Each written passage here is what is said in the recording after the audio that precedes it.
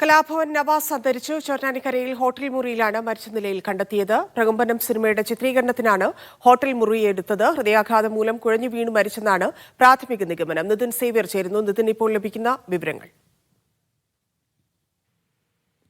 മുൻപാണ് ഈ വാർത്ത പുറത്തു വരുന്നത്.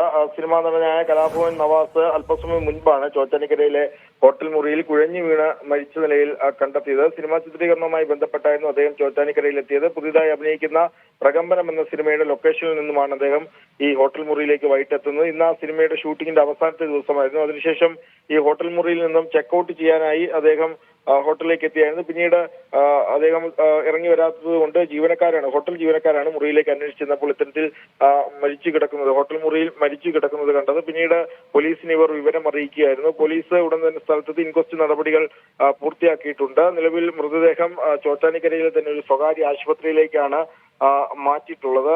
ഇപ്പോൾ പോലീസിൽ നിന്ന് ലഭിക്കുന്ന പ്രാഥമിക വിവരം അനുസരിച്ച് ഹൃദയാഘാതം മൂലം കുഴഞ്ഞു വീണ മരിച്ചത് എന്നാണ് നിലവിൽ ലഭിക്കുന്ന വിവരം. ഏതായാലും ശാസ്ത്രീയ പരിശോധനകൾ നാളെ രാവിലെ കലാഭവൻ നവാസിന്റെ പോസ്റ്റ്മോർട്ടം നടത്തും. അതിനുശേഷമായിരിക്കും കൂടുതൽ വിവരങ്ങൾ ഏതായാലും പുറത്തു വരുന്നത്. നിരവധി സിനിമകളിൽ ഭാഗമായി, പ്രത്യേകിച്ച് 1990 കാലഘട്ടങ്ങളിലെ മിക്ക ഹിറ്റ് സിനിമകളിലും ഭാഗമായ ഒരു നടനായിരുന്നു കലാഭവനിലൂടെയാണ് സിനിമാ രംഗത്ത് ആദ്യം മിമിക്രി രംഗത്തേക്ക് വരുന്നത്. പിന്നീട് സിനിമയിൽ 1995 മുതൽ സിനിമയിൽ സജീവമാകുകയാണ്. ചൈതന്യമാണ് ആദ്യ സിനിമ. പിന്നീട് അങ്ങോട്ട് നിരവധി ഹിറ്റ് സിനിമകൾ, Hiller brothers, junior Mandrake, Meenakshi കല്യാണം, മാട്ടുപ്പെട്ടി മച്ചാൻ തുടങ്ങിയ നിരവധി ഹിറ്റ് സിനിമകൾ അഭിനയിച്ചിട്ടുണ്ട്. അവസാനമായി അഭിനയിച്ചത് ഈ വർഷം പുറത്തിറങ്ങിയ ഡിറ്റക്റ്റീവ് ഉജ്ജ്വലൻ എന്ന സിനിമയാണ്. നിരവധി സ്റ്റേജ് ഷോകളിലും മിമിക്രികളിലും ഒക്കെ ഒരുപാട് ആളുകളെ ചിരിപ്പിച്ച്, അല്ലെങ്കിൽ നിരവധി തവണ ഒരുപാട് TV ഷോകളിലും ഒക്കെ പങ്കെടുത്ത ആളാണ്. ബഡായ് ബംഗ്ലാവൊക്കെ പോലെയുള്ള കോമഡി മാസ്റ്റേഴ്സ്, തകർപ്പൻ കോമഡി പോലെ നിരവധി TV ഷോകളിലൊക്കെ പങ്കെടുത്ത താരമാണ്.